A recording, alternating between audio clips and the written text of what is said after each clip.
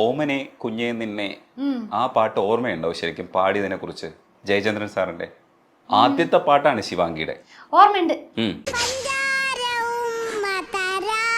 എനിക്കെന്താ ഓർമ്മയുണ്ടെന്നാ ഒരുമാതിരി ഞാൻ വീട്ടിലേതോ ചെയ്തോണ്ടിരുന്നു. എന്നെ ദിടീർന്ന് എവിടെയോ കടത്തി കൊണ്ടുപോയി ഒരു സ്റ്റുഡിയോയിൽ നിർത്തിയിട്ട് മൈക്ക് മുന്നാടി നിൽക്കാൻ വയ്ക്കുന്നു. പാടുന്ന് പറയുന്നു, പാടാൻ വരുന്നില്ല. എന്നിട്ട് എന്തായിരുന്നു, ഐ തിങ്ക് അങ്ങനെ റാൻഡമാ റെക്കോർഡ് ബട്ടൺ സ്റ്റാർട്ട് ചെയ്തിട്ട് നോക്കിയാ ആ ലൈന് പഞ്ചാര ഉമ്മ തരാൻ വാ അത് വന്ന് പുറകിൽ അപ്പാവും അമ്മാവും നിന്നിട്ട് ആ പാടുന്ന് എനിക്കെന്താ പറഞ്ഞാൽ ഞാൻ ഏതോ ചെയ്തോണ്ടിരുന്നു. ദിടീർന്ന് എന്നെ ഒന്ന് ഒരു സ്റ്റുഡിയോയിൽ നിൽക്കുക വെച്ചിട്ട് പാടുന്ന അത്. എന്നിട്ട് അത് വേറെ അങ്ങനെ പാടിയിട്ട് കുറച്ചേരം നിന്നിട്ട് பார்த்தா ദിടീർന്ന് ഇക്കിളി മുട്ടി അമ്മ. എന്നിട്ട് നോക്കിയാ ചിരിച്ചു. എന്നിട്ട് റെക്കോർഡിങ് ഓവർ, വീട്ടിൽ വന്നു. അതെങ്ങനെ ചിരിച്ചേ? ആ ചിരി അടിപൊളിയായിട്ട് കിടപ്പുണ്ട് ഇപ്പോഴും. ചിരി ഓർമ്മയുണ്ടോ?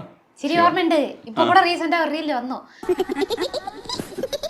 അതിക്കളി മുട്ടിയ ആ ചിരി ഇനിയും വരും. ഇമിറ്റേറ്റ് ചെയ്യാൻ പറ്റുമോ ആ ചിരി? ശിവാംഗിക്ക് തന്നെ അത് അനുകരിക്കാൻ പറ്റുമോ? ആഹാ, അത് ഒരുമാതിരി ഫേക്ക് ആയിട്ടുണ്ടാവും. ഭയങ്കര ജെനുവിനാണ് ശിവാംഗി എന്നുള്ളത് എനിക്കറിയാം. അപ്പൊ ദേഷ്യം വരുമ്പോ ഈ ജെനുവിനിറ്റി എങ്ങനെ കാണിക്കും? ഇന്നലെ നൈറ്റ് എന്റെ വീട്ടിൽ വന്നിട്ട് എല്ലാ ഇൻഫർമേഷനും എടുത്തിട്ട് പോയി. ശരി, അതാവത് ഈ രജനീഷ് ചേട്ടൻ വന്ന് എൻ്റെ വീട്ടിൽ വന്ന് നൈറ്റ് വന്ന് വീട് നോക്കാന്ന് പറഞ്ഞിട്ട് എന്നെ പറ്റി ഇൻഫർമേഷൻ എല്ലാം വന്ന് എൻ്റെ വയലിൽ നിന്ന് എടുത്തിട്ട് പോയിട്ട് ഇപ്പൊ അത് ഇന്റർവ്യൂവിൽ എടുത്ത് ചോദിക്കാം. ശരി, ഫൈൻ. എന്താന്നാ ഇപ്പൊ ഇങ്ങനെ തിരിച്ച് സംസാരിക്കില്ലേ, അതേമാതിരി ദേഷ്യം വന്നാന്ന് വെച്ചോ, ഈ വീട് രണ്ടായിപ്പോ. അപ്പൊ ഇവർക്ക് ഇങ്ങനെ നിന്ന് വിറയ്ക്കും. അല്ല, എന്താന്നറിയോ, എനിക്കൊരു വീക്ക് പോയിന്റ് ഉണ്ട്. ആ വീക്ക് പോയിന്റ് വെച്ച് എന്നെ ട്രിഗർ ചെയ്താൽ ഞാൻ അവരെ മോളിൽ ഏറി ചവിട്ടി എന്നിട്ട് ഞാൻ വെളി പോകും. ഞാൻ ബിഗ് ബോസിൽ പോയാൽ എന്റെ പേര് കണ്ടിപ്പാ മോശമാവും. അതുകൊണ്ട് ബിഗ് ബോസിൽ പോകണ്ട.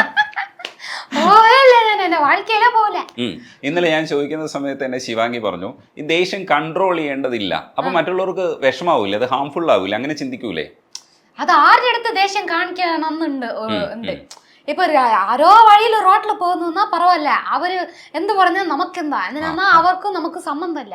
ഇപ്പൊ നമ്മുടെ സ്വന്തം അമ്മപ്പ നമ്മൾ ഒരുമാതിരി പറഞ്ഞാൽ നോക്കവും വരില്ലേ, നമ്മുടെ സ്വന്തം റിലേറ്റീവ്സ് അവര് അമ്മപ്പ ആയതുകൊണ്ട് നമ്മൾ എന്ത് പറഞ്ഞാലും അത് മനസ്സിലെടുക്കൂല.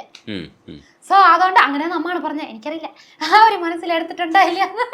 സോ അതുകൊണ്ട് പ്രശ്നമില്ല. ഇപ്പൊ ശിവാംഗി എല്ലാവരും ഇഷ്ടപ്പെടുന്നതിന്റെ പ്രധാനപ്പെട്ട കാരണം എന്ന് പറയുന്നത് ഞാൻ മനസ്സിലാക്കിയത് ഭയങ്കര ജെനുവിനാണ്. പക്ഷേ ആ സമയത്ത് ഈ ദേഷ്യം കൺട്രോൾ ചെയ്യേണ്ടതില്ല എന്നുള്ളൊരു അഭിപ്രായമുണ്ട് ശിവാംഗി. കൺട്രോൾ ചെയ്യേണ്ടതില്ല. എന്തിനാ ഇപ്പോ ഈ ദേഷ്യമെല്ലാം നമ്മുടെ ഉള്ളിൽ വെച്ച് എന്താ ചെയ്യാൻ പോകുന്നത് പറ. നമ്മുടെ ഉള്ളിൽ വെച്ചാ അത് ഒരുമാതിരി നമ്മുടെ ബോഡിയിൽ എവിടെങ്കിലും പോയി സ്റ്റോറായി ക്യാൻസർ ഒരിക്കലും വരാനുള്ള വായ്പുണ്ട്. അതുകൊണ്ടാണ് എല്ലാവരും ഏതർ തെറപ്പി പോകുന്നത്, അല്ലെങ്കിൽ ഈ ഐസ് വാട്ടറിൽ കുളിക്കുന്നത്, എന്നിട്ട് ഈ അക്യുപഞ്ചർ അതൊക്കെ ചെയ്യുന്നത് എന്തിനാ? നമുക്കൊരുമാതിരി വേദന വരും, വേദന വന്നിട്ട് നമ്മ മനസ്സങ്കടം വരും, മനസ്സങ്കടം വന്ന് ഡിപ്രഷൻ വരും. ഉടനെ ഡോക്ടർ എന്ത് പറയും, ഇതെല്ലാം ചെയ്യുന്നു പറയും. അതിന് ചെയ്യുന്ന പോലെ നമ്മൾ ദേഷ്യം കാട്ടിട്ട് അങ്ങനെ നിമ്മതിയെ പടുത്ത് ഉറങ്ങിയാ പോരെ. അതാണ് അതും അമ്മപ്പായതുകൊണ്ട് ഓക്കെ ഫൈന്. തമിഴിലെ എന്റെ ഫ്രണ്ട്സോ ആരെടുത്തും നല്ല വാക്ക് ഉപയോഗിച്ച് ഞാൻ ദേഷ്യപ്പെടും. അതെ, അതപ്പം മുന്നും പിന്നും ഒന്നും നോക്കൂല. അപ്പൊ ദേഷ്യപ്പെടും. ഞാൻ ദേഷ്യപ്പെടുന്നത് ന്യായമായ വിഷയമായിരിക്കും. ഞാൻ ചുമ്മാ ദേഷ്യപ്പെടില്ല. ആക്ച്വലി ഞാൻ ഷോർട്ട് ടെമ്പേർഡ് ആയിരുന്നു, ഇപ്പൊ ഇല്ല. എന്തെങ്കിലും റീസൺ ഉണ്ടെങ്കിൽ ആവും. അപ്പൊ എന്റെ മോള് എന്ന് ആ ചേട്ടൻ ചിരിക്കാം. അപ്പൊ ഒരു കാര്യമുള്ള കാര്യത്തിലായിരിക്കും ദേഷ്യപ്പെടുക, ഇല്ലെങ്കിൽ ദേഷ്യപ്പെടില്ല.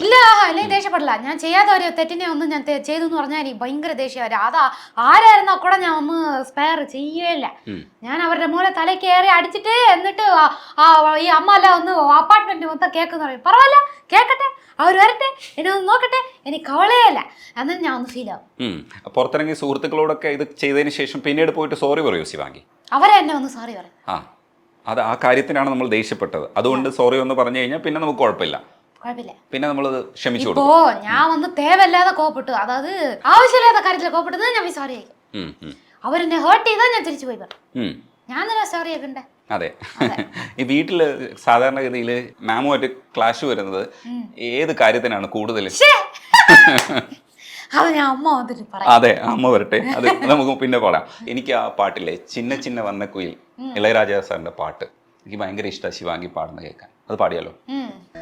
മാலை சூடி மஞ்சம் தேடி காதல் தேவன் சந்நிதி காண காண காண காண சின்ன சின்ன வண்ண கோயில் கொஞ்சி கொஞ்சி கோவதம்மா.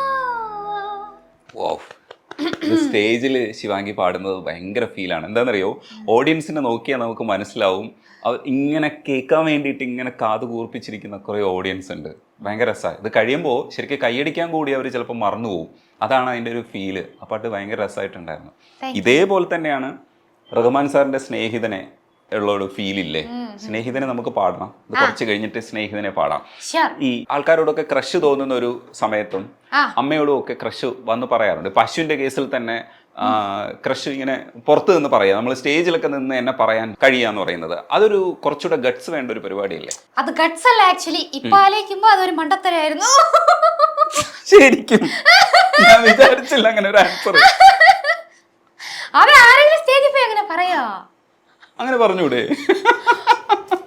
അത് ഇപ്പൊ ആലോചിക്കുമ്പോ കുറച്ച് നമുക്ക് അടക്കി വായിച്ചിരിക്കാം. എന്താ പറയണ്ട, അടക്കൊതുക്കമായിരുന്നിരിക്കാം. കുറച്ചൊന്ന് ഒളിച്ചു വെക്കണമായിരുന്നു. എന്നിട്ട് അപ്പൊ ഒന്നും അറിയാത്ത ഒരു കുട്ടിയായിപ്പോയി. 20 വയസ്സ്, ഇപ്പൊ 24. നമുക്ക് വളരെ വളരെ അല്ലേ ഇത് വരുള്ളൂ. സോ മെച്ചൂരിറ്റി അതെനിക്ക് ഇപ്പഴാ വന്നേ. ഇപ്പൊ ഞാൻ അതെല്ലാം എടുത്ത് നോക്കുമ്പോ അങ്ങനെ ഫീൽ ആവുന്ന എനിക്ക്. ഞാൻ അങ്ങനെ ഒരു ആൻസർ ശരിക്കും ശിവാംഗി എന്ന് പ്രതീക്ഷിച്ചില്ല. കുറച്ചുകൂടെ അതിനൊന്ന് ഇത് ജസ്റ്റിഫൈ ചെയ്ത് സംസാരിക്കുമെന്നാണ് വിചാരിച്ചത്. ഇല്ല ഇല്ല ഇല്ല, ആര് ഏത് പെണ്ണും അങ്ങനെ ചെയ്യാൻ പാടില്ല. അതിൽ ശരിക്കും അബദ്ധം പറ്റിയത് എന്താണ്? അത് എന്താ പറയണ്ട, നമുക്ക് ഭാവിയില് ഒരു ഫ്യൂച്ചർ ഒരു ഹസ്ബൻഡ് നിന്ന് വരുമ്പോ ഈ ക്ലിപ്പിങ്ങിലാ വന്ന് ഇന്നൊരു 20 വർഷത്തിന് ഈ ക്ലിപ്പിങ്ങിലാ ഉണ്ടാകും. അപ്പൊ ആ ഹസ്ബൻഡിന് വേദനിക്കില്ലേ? അല്ല, ഇത് ക്രഷ് അല്ലേ? ക്രഷിൽ വലിയ കാര്യമൊന്നും ഇല്ലല്ലോ. ക്രഷ് നമുക്ക് ഇപ്പൊ സെലിബ്രിറ്റി ക്രഷ് നമ്മൾ തോന്നൂലേ? അത് വേണ്ടായിരുന്നു, ആ കാര്യം വേണ്ടായിരുന്നു. പോട്ടെ, ഇനിയുള്ള സെലിബ്രിറ്റി ക്രഷ് അപ്പൊ നമ്മൾ മറച്ചു വെക്കോ? ഇപ്പൊ സെലിബ്രിറ്റി ക്രഷ് ഒന്നും ഇല്ല. അയ്യേ, ഞങ്ങൾക്കൊക്കെ ഉണ്ടല്ലോ, എനിക്കുണ്ടല്ലോ സെലിബ്രിറ്റി ക്രഷ്. അങ്ങനെ ഒരു സെലിബ്രിറ്റിയെ കണ്ടില്ല. അല്ല, ഞങ്ങൾക്ക് ഇത് ക്രഷ് മാറിക്കൊണ്ടിരിക്കും. ഇപ്പൊ ഒരു കാലഘട്ടത്തിൽ അനുഷ്ക ഷെട്ടി ആയിരുന്നു, പിന്നെ ഞങ്ങള് തൃഷ നോക്കി, അങ്ങനെ ഞങ്ങൾ ക്രഷ് വരും. എന്തിനാ വർഷാവർഷം പുതിയ പുതിയ ഹീറോയിൻ ഇൻട്രോഡ്യൂസ്. ഇപ്പൊ തമിഴ്നാട്ടില് ആരാന്നറിയോ ക്രഷ്? മമിത ബൈജു, പ്രേമലു ഹിറ്റ് ആയപ്പോ മമിതയ്ക്കായി ക്രഷ്. ഇവിടെ വന്ന് ഒരു ഓപ്പണിങ്ങിന് വന്നിരുന്നു മമിത ബൈജു. അയ്യോ, നടക്കാനേ പറ്റില്ല. കുക്കുവിത്ത് കോമലിയിൽ വന്നതിന് ശേഷം ഉണ്ടായ ഒരു പ്രൊഫൈൽ മാറ്റമുണ്ട്. ഇപ്പൊ ഇന്നലെ തന്നെ ഞാൻ വന്നപ്പോഴത്തേക്ക് ഒരു ഉദ്ഘാടനത്തിന് പോയിക്കൊണ്ടിരിക്കുകയായിരുന്നു. എന്നിട്ട് തിരിച്ച് ഐസ്ക്രീമും ചോക്ലേറ്റും ഒക്കെ വന്നു. എനിക്കൊരു ചോക്ലേറ്റ് കിട്ടിയതിന്റെ സന്തോഷമുണ്ട്. ഈ ഉദ്ഘാടനത്തിന് പോവാന്ന് പറയുന്നത് ഇപ്പൊ ഒരു സ്ഥിരം പരിപാടിയാണ് അല്ലേ? അത് ഇടയ്ക്കൊക്കെ ഉള്ളൂ. ഇടയ്ക്കൊക്കെ പോകും. എന്താണ് അതിന്റെ ഒരു സന്തോഷം? എന്താണ് അവിടെ ചെല്ലുമ്പോഴത്തേക്ക്? അവിടെ ചെല്ലുമ്പോ എല്ലാവരുടെ കണ്ണില് ഹൈ അങ്ങനെ ഇത് കാണാൻ പറ്റും. അതെ അതെ, അത് ഭയങ്കര ഇതാ. എന്നിട്ട് പുതിയൊരു കട ഓപ്പൺ ചെയ്യുമ്പോ ഒരു ഫീൽ ഇല്ലേ? അതെ അതെ അതെ. നമ്മളൊരു അവർക്കൊരു ബിഗിനിങ്, നമ്മൾ അതിലൊരു പാർട്ടാണ്ട് അങ്ങനെ ആലോചിക്കുമ്പോ ഒരു സൂപ്പർ അല്ലേ. ഇന്നലെ ഞാൻ പോയത് വന്ന് ആക്ച്വലി ഒരു ഐസ്ക്രീം ഡെസേർട്ട് കടയുടെ ഉദ്ഘാടനം. എനിക്ക് ഐസ്ക്രീം ചോക്ലേറ്റ് സ്വീറ്റ് എന്ന ജീവനാ. ഞാൻ പല ദിവസം ആഗ്രഹിച്ചു എന്നെ ആരെങ്കിലും ഒരു ഐസ്ക്രീം ഷോപ്പിന്റെ ബ്രാൻഡ് അംബാസഡർ ആക്കോ, ഇല്ലെങ്കിൽ ഐസ്ക്രീം ഷോപ്പിന് എന്നെ വിളിക്കോ അങ്ങനെയെന്ന്. ഇതൊരിക്കലും ഞാൻ തുണിക്കട, സ്വർണ്ണക്കട എല്ലാം പോയിട്ടുണ്ട്. പോയിട്ട് ലെഗിങ്സ് കട എല്ലാം പോയിട്ടുണ്ട്. ഒരു ഐസ്ക്രീം കടയ്ക്ക് നമ്മൾ പോയിട്ടില്ല. ഐസ്ക്രീം കട, അതും നമ്മുടെ മലയാളികളുടെ ഐസ്ക്രീം കട. അതിവിടെ ചെന്നൈയിൽ അണ്ണാനഗറിൽ. അപ്പൊ ഒന്ന് അത് ഓപ്പൺ ചെയ്യുമ്പോ നല്ല ഗംഭീരമായി നടക്കുമ്പോ അവര് ഭയങ്കര ഹാപ്പിയായി. ഇതാണ് എനിക്കിഷ്ടം.